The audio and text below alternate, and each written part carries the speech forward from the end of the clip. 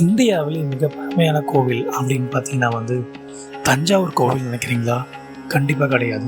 கடலூர் மாவட்டம் சிதம்பரம் அப்படின்ற ஊரில் இருக்கக்கூடிய தில்லை நடராஜர். கிட்டத்தட்ட இந்த கோவில் 2000 வருஷம் பழமையான கோவில் அப்படின்னு சொல்லப்படுது. அதாவது இதோடைய உட்புறம் பார்த்தீங்கன்னா 2000 வருஷத்துக்கு முன்னாடி கட்டப்பட்டதாக சொல்லப்படுது.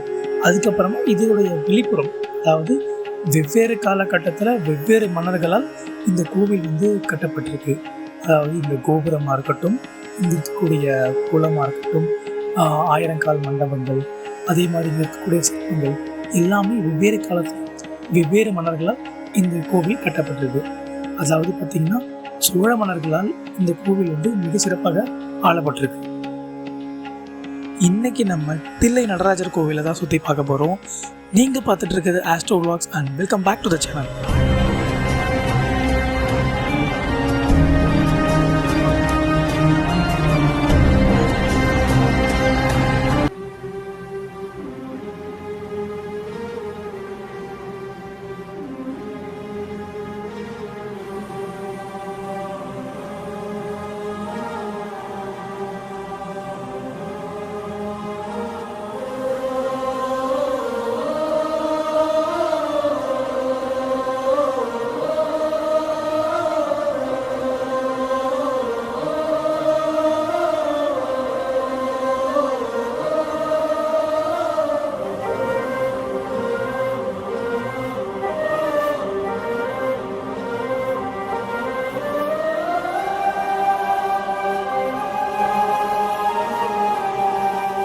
இந்த கோவிலுடைய வரலாறு, அதாவது புராண கதை அப்படின்னு பார்த்தீங்கன்னா சிவபெருமான் இங்கே ஆனந்த தாண்டவம் ஆடியதாக சொல்லப்படுது.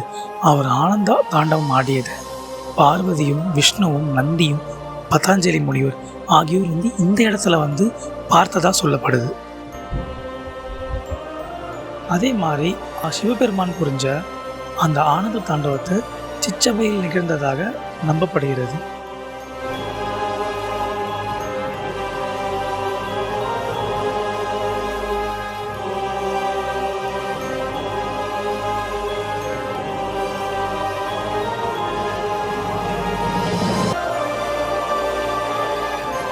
இந்த கோவில் வெளிப்புறங்களை கட்டியது யாருன்னு அப்படின்னு பார்த்தீங்கன்னா பல்லவ மன்னர்கள். அதாவது 6ஆம் நூற்றாண்டுலேருந்து 8ஆம் நூற்றாண்டு வரைக்கும் பல்லவர் மன்னர்களாலையும், அதுக்கப்புறமா வரக்கூடிய சோழ மன்னர்கள், அதாவது 9ஆம் நூற்றாண்டுலேருந்து 10ஆம் நூற்றாண்டு வரைக்கும் சோழ மன்னர்கள் இந்த சிதம்பரத்தை அவர்களுடைய ஆன்மீக தலைநகரமாக கொண்டுள்ளார்கள்.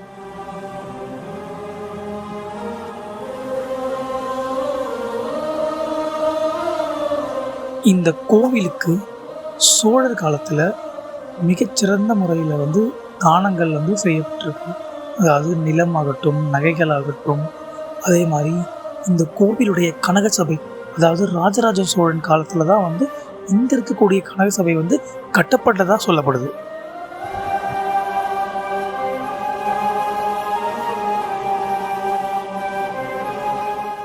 இந்த கோவில் சோழர் காலத்துக்கு அப்புறமா பார்த்தீங்கன்னா விஜயநகர பேரரசும் நாயக்கர் காலத்துலேயும் சோழர்கள் காலத்தில் எப்படி இருந்ததோ அதே மாதிரியான பணிகள் எல்லாம் அவங்களும் செஞ்சு அதை அப்படியே பின்பற்றியிருக்காங்க.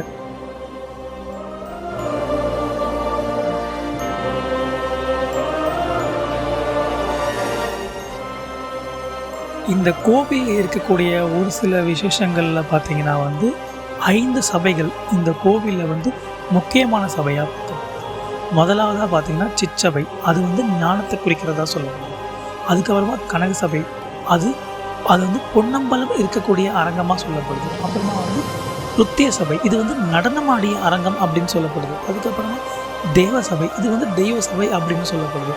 அதுக்கப்புறமா கடைசியாக இருக்கக்கூடியது ராஜசபை. இந்த சபை பார்த்திங்கன்னா மன்னர் சபை அப்படின்னு சொல்லி 5 சபைகள் இந்த சிதம்பரம் நடராஜர் கோவிலில் சொல்லப்படுது.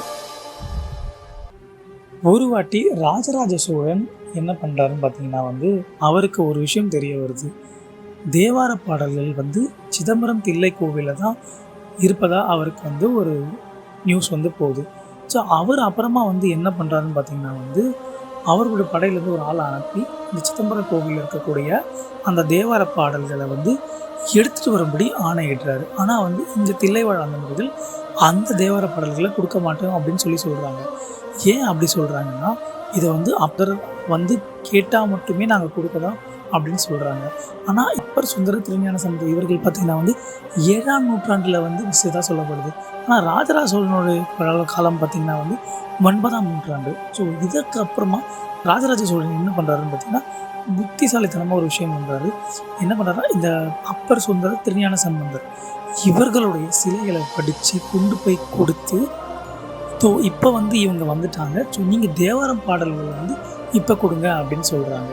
ஸோ அதுக்கு வந்து இந்த தில்லைவாழ் அந்தணர்கள் என்ன சொல்கிறாங்க, இது வெறும் கல் தானே, இதுக்கு நாங்கள் எப்படி திருப்பி கொடுக்க முடியும் அப்படின்னு சொல்லும்போது, இதுக்கு ராஜராஜன் சொல்கிறாரு, அப்போ இது கல் அப்படின்னு சொல்கிறீங்கன்னா வந்து பொன்னம்பலத்துக்குள்ளே இருக்கக்கூடிய நடராஜர் சிலையும் கல் தானே அப்படின்னு சொல்லும் போது தில்லைவாழ் அந்தணர்களால் எதுவும் சொல்ல முடியல.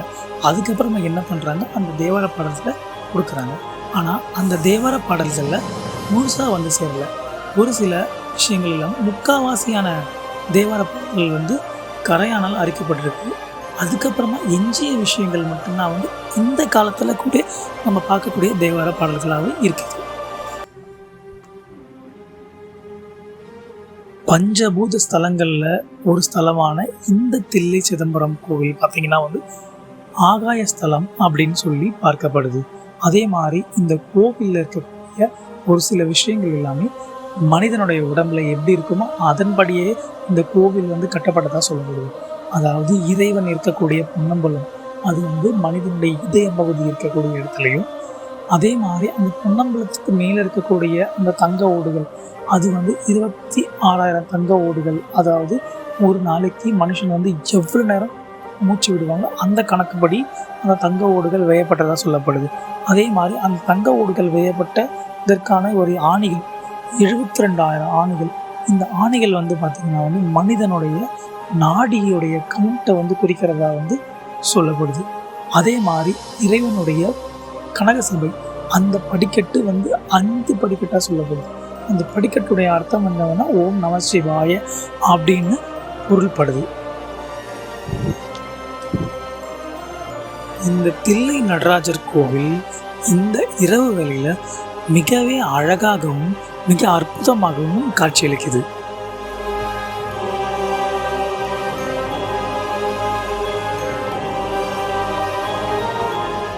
Finally end of the episode.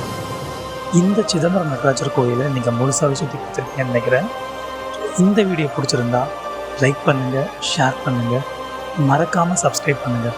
Thank you so much for வாட்சிங்.